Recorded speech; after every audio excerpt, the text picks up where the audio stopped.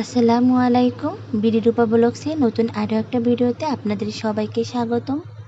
যারা আমার আজকের ভিডিওটি দেখছেন আশা করি সবাই ভালো আছেন। আমরাও আলহামদুলিল্লাহ ভালো আছি। অনেক দিন পরে মিস্ত্রি এসেছে আজকে আমাদের সামনের বৈঠকখানাটা করার জন্য, কারণ আজকে আবহাওয়াটা অনেক ভালো ছিল। আমাদের ঘরের চারদিকে ইট দিয়ে ভাঁজু করে সামনে এই বৈঠকখানাটা দেওয়া হয়েছে। আমার শ্বশুরাব্বা খুব শখ করে এই সামনের বৈঠকখানাটা দিয়েছেন। মধ্যবিত্ত পরিবারে এই ছোট ছোট শখগুলো পূরণ হওয়া কিন্তু অনেক আনন্দের ব্যাপার। এই হলো আমার নিজেদের বাড়ি, নিজের ঘর, সেটা কাঠের হোক বা দালান। সামনের বৈঠকখানার কাজ শেষ, মিস্ত্রিরাও চলে গিয়েছে। দুপুরবেলা আমার বড় ছেলে বায়না ধরলো যে আম্মু আমাকে একটু আইসক্রিম বানাই দেবা, অনেক দিন হয়েছে তোমাকে বলি কিন্তু তুমি আমার কথা শোনো না। আজকে আমাকে আইসক্রিম বানাইয়া দিতেই হবে। সে নাকি আমাকে আজকে সাহায্য করবে আইসক্রিম বানানোর কাজে। তো দেখেন কিভাবে বলে, আম্মু আমাকে ছাঁকনিটা ধরো, আমি দুধ ঢেলে দিই। তো দু মা ছেলে মিলে আইসক্রিম বানানো শুরু করে দিয়েছি।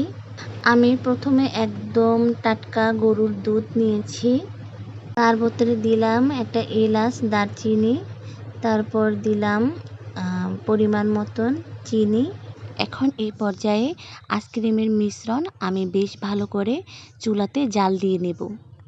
ওদিকে তো আইসক্রিম বানাচ্ছি, আর এই ফাঁকে দেখেন আমার ছোট্ট বাবাটা কি করছে। নিরিবিলি দাঁড়িয়ে সে তার বড় ভাইকে দেখছে আর তার কাজে ব্যস্ত। তো প্রতিদিনের মতন একটা কথা মনে করিয়ে দিই, আমার প্রিয় আপু ভাইয়ারা আমার সাথে থেকে একটা লাইক দিয়ে ভিডিওটি সম্পূর্ণ দেখে নেবেন।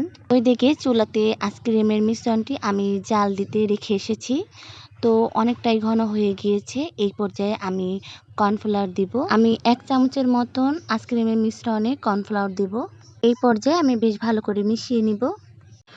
তো কর্নফ্লাওয়ার মেশানোর পরে যখন দেখবো একটু ঘন হয়ে গিয়েছে তখন আমি নামিয়ে ফেলেছি। ওদিকে আমার ছেলে তো তোড়জোড় শুরু করে দিয়েছে। ও মনে করছে কি যে আইসক্রিমটার মিশ্রণটা ঢেলে দিয়ে তারপর একটুখানি ঠান্ডা হয়ে গেলে হয়তো বা আইসক্রিমটা শক্ত হয়ে যাবে। তো আমরা দুই মা ছেলে তো আইসক্রিমটা বানিয়ে নিলাম অবশেষে, কিন্তু বানানোর সাথে তো আর খেতে পারিনি, কারণ ফ্রিজে রেখে দিতে হয়েছে, যার কারণে আইসক্রিমটা দেখতে কেমন হয়েছে আপনাদেরকে দেখাতে পারিনি। আমার বড় ছেলে তো আইসক্রিম একদম রেডি হতে না হতেই ওর কথা হয়েছে ও কাকে কাকে দিবে, কার সাথে সাথে মিশে খাবে, তাও সে একদম চিন্তা করে ফেলেছে। আজকে রান্নার সময় আমার শাশুড়ি মা কয়েকটা রেহা নিয়ে এসেছে। আমাদের বিটাতেই হয়েছে রেহা, হয়তো বা আপনারা ঝিঙা নামে চেনেন অনেকে। আমার কিন্তু এই সবজিটা একদম সেরকম পছন্দের না, তারপরও আমি খাই, একটু একটু সব কিছুই খাই। তারপর তরকারি কোটার ফাঁকে ফাঁকে আমার শাশুড়ি মা একটা কাঁঠাল ভাঙলো। তো আমাকে বলে, বউ একটা গল্লা খেয়ে দেখো, খেতে অনেক মিষ্টি। আমার শাশুড়ি মাও জানে যে আমি কীরকম টাইপের কাঁঠাল খাই। কাঁঠালটা অনেক রসালো ছিল এবং অনেক মিষ্টিও ছিল। তো আমার তো রেহা কোঠা হয়ে গিয়েছে, সাথে 2টা দুন্দুলো ছিল, সে 2টো আমি কুটে নিয়েছি। আমি কাঁঠালের বিচি চিংড়ি মাছ দিয়ে এই তরকারি রান্না করব। খুব মজার হয় তরকারিটা।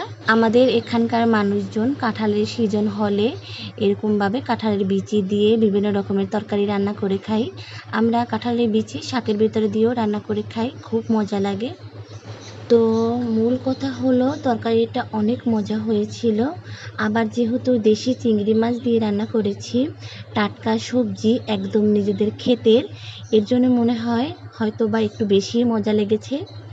আমার প্রিয় আপু ভাইয়ারা, আমরা যেহেতু গ্রামের, সেরকমভাবে এদিক ওদিকে যাওয়া হয় না। তো ঘরের ভিতরে বসেই টুকটাক যা করি রান্না বান্না, সেগুলো একটু একটু ভিডিও করে জোড়াতালি দিয়ে আপনাদের মাঝে শেয়ার করি। আপনাদের হয়তো বা একটু বিরক্তও লাগতে পারে, কিন্তু সমস্যা নেই, আপনারা কমেন্টে জানাতে পারেন গ্রামের কোন টাইপের ভিডিও আপনাদের ভালো লাগে। আমি চেষ্টা করব সেই সকল ভিডিও ধারণ করে আপনাদের মাঝে শেয়ার করার জন্য। আমার যতটুকু সম্ভব আমি চেষ্টা করব। যাই হোক, মূল কথায় আসি। শুধু তরকারি, ঝোল তরকারি ছিল না, একটু পাবদা মাছও ভুনা করেছিলাম। আমাদের এখানে না সচরাচর সবসময় পাবদা মাছ পাওয়া যায় না, তো যখন পাওয়া যায় তাও আবার একদম ছোট ছোট। এই পাবদা মাছটা কিন্তু খেতে অনেক মজারও, আবার কাটা বাচ্চার কোনো ভয়ও নেই। বাচ্চারা কিন্তু এই মাছটা কিন্তু খেতে অনেক পছন্দ করে, আর বাচ্চাদের সাথে আমরা বুড়ারাও কিন্তু এই মাছটা অনেক পছন্দ করি। অনেকেই আছে পাবদা মাছ অনেক পছন্দ করে, তার তালিকার ভিতরে আমিও আছি। যাই হোক, যারা যারা লাইক দিয়ে ভিডিওটি সম্পূর্ণ দেখে নিয়েছেন তাদেরকে জানাই অনেক অনেক ধন্যবাদ। আর যে সকল বন্ধুরা আমার চ্যানেলে নতুন ভিজিট করেছেন তাদের যদি আমার আজকের ভিডিওটি ভালো লেগে যায় তাহলে একটা লাইক দিয়ে আমার চ্যানেলটিকে সাবস্ক্রাইব করার অনুরোধ রইল এবং অবশ্যই পাশে থাকা বেল আইকনটি ক্লিক করে রাখবেন, এতে করে আমার ভিডিওটি ছাড়ার সাথে সাথেই পেয়ে যাবেন এবং আপনাদের সময় সুযোগ অনুযায়ী ভিডিওটি দেখতে পারবেন।